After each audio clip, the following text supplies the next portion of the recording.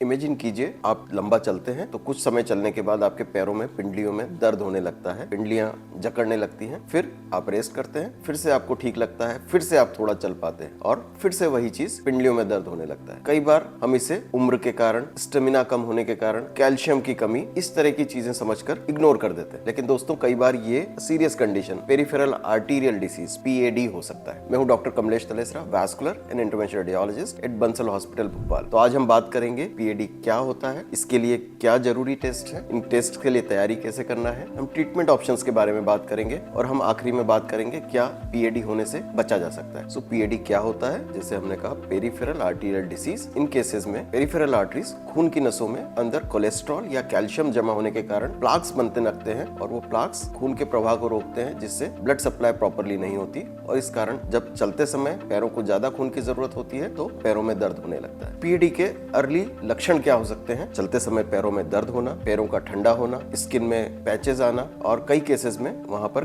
Gangrenous changes आ सकते हैं जो कि सीरियस हो सकते हैं। तो दोस्तों PAD होने की संभावना किन लोगों में ज्यादा है? सबसे पहला फैक्टर है उम्र के साथ। उम्र के साथ आर्टरीज में ब्लॉकेजेस बनने की संभावना होती है, तो उम्र एक फैक्टर है। स्मोकिंग सबसे बड़ा फैक्टर है, किसी भी फॉर्म में, चाहे वो बीड़ी है, सिगरेट है, टोबैको है। सो ये टोबैको आर्टरीज को अंदर से, उनकी अंदर की लाइनिंग को इन्फ्लेम करता है और जिसके कारण वहां पर सिकुड़न बनने लगती है। तीसरा बड़ा महत्वपूर्ण कारण है डायबिटीज। अगर अनकंट्रोल डायबिटीज है लंबे समय के लिए तो ये ब्लॉकेजेस बनने की संभावना काफी ज्यादा बढ़ जाती है। Unhealthy lifestyle and unhealthy diet, so ये दोनों ही चीजें किसी न किसी तरह से high cholesterol and high blood pressure को कॉज कर सकती है और जो अल्टीमेटली PAD कर सकते हैं। सो दोस्तों अब हम बात करते हैं PAD की डायग्नोसिस के लिए जरूरी टेस्ट। सबसे सरल टेस्ट जो OPD बेसिस पे हो सकता है, ABPI यानी एंकल ब्रेकियल प्रेशर इंडेक्स, जिसमें कि हम पैरों के प्रेशर और आर्म के प्रेशर को कंपेयर करते हैं। नीचे की तरफ पैरों में ब्लॉकेजेस होने पर नीचे का प्रेशर कम हो जाता है और ये इंडेक्स अल्टर हो जाता है। इस टेस्ट के फायदे हैं, ये बहुत ही सिंपल है,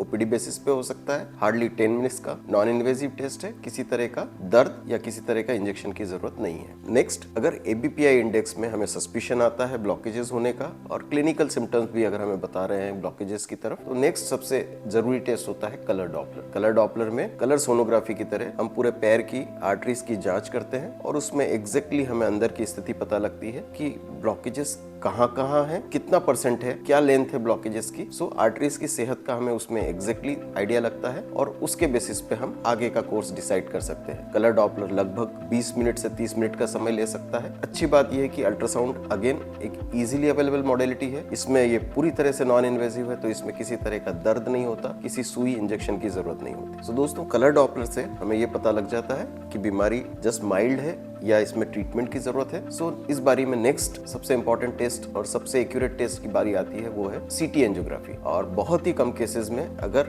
आप CT कॉन्ट्रास्ट के लिए एलर्जिक हैं या कोई कारण से CT एंजियोग्राफी नहीं हो सकती, जैसे प्रेग्नेंट फीमेल्स में, क्योंकि इसमें रेडिएशन होता है, तो उन कुछ केसेस में सिमिलरली MR एंजियोग्राफी। ये CT या MR एंजियोग्राफी हमें एग्जैक्टली पूरा मैप, अंदर से लेके बाहर तक के वेसल्स का मैप बताती है कि ब्लॉकेजेस एग्जैक्टली क्या लेंथ है, क्या % है, और ये डायग्नोसिस के साथ साथ हमें ट्रीटमेंट प्लानिंग में हेल्प करते हैं कि क्या लेंथ अगर ट्रीटमेंट हम प्लान कर रहे हैं in form of angioplasty, stenting या सर्जरी, तो क्या चीज की जरूरत लगेगी, क्या स्टेंट साइज होंगे, क्या डायमीटर होगा, ये सारी जानकारियां हमें एक्यूरेटली देता है, जिसके बेसिस पे हम फर्दर ट्रीटमेंट में क्या क्या तैयारी करनी है, क्या प्लान होना है, क्या साइज लगना है, ये सब चीजें इससे बहुत क्लियरली मैप कर सकते हैं, प्लान कर सकते हैं। हमारा PAD के लिए ट्रीटमेंट ऑप्शंस क्या अवेलेबल है? सो दोस्तों ये डिपेंड करता है बीमारी की सीवियरिटी और स्टेज पर। ये बीमारी हमारी जस्ट क्लाउडिकेशन यानी कि चलने पर दर्द होने से लेकर सीवियर स्टेजेस में उस स्थिति में हो सकती है जहां पर कि गैंग्रीन बन गया है और डॉक्टर्स ने एम्पुटेशन के लिए बोला। सो अगर ये शुरुआती स्थिति है जहां पर चलने पर दर्द होता है, ब्लॉकेजेस माइनर है, तो उन केसेस में हम कोशिश करते हैं नॉन इन्वेजिवली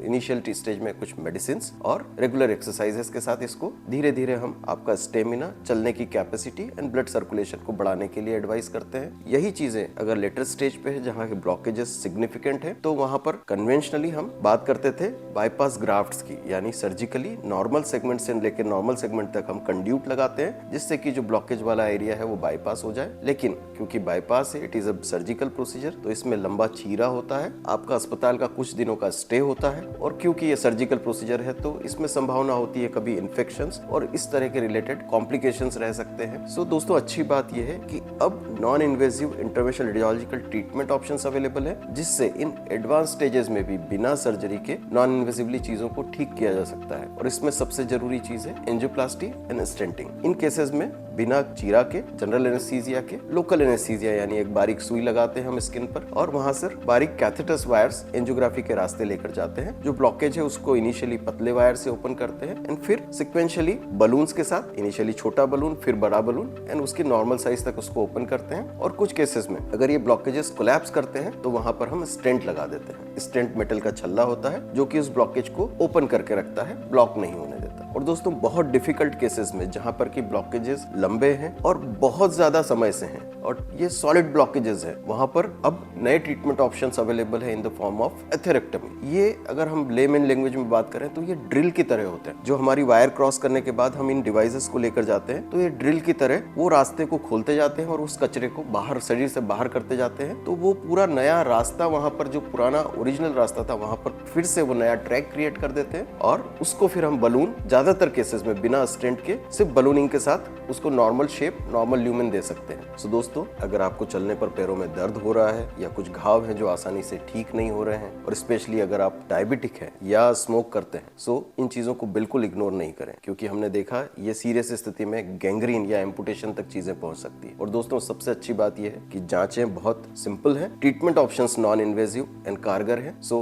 बिल्कुल भी इग्नोर करने की जरूरत नहीं है। इन चीजों को अर्ली स्टेज पर दिखाएं और इस तरह की किसी भी गंभीर समस्या से बचें। तो शुरुआती स्थिति में ही अपने इंटरवेंशनल रेडियोलॉजिस्ट से मिलिए और समय पर ट्रीटमेंट लीजिए। धन्यवाद।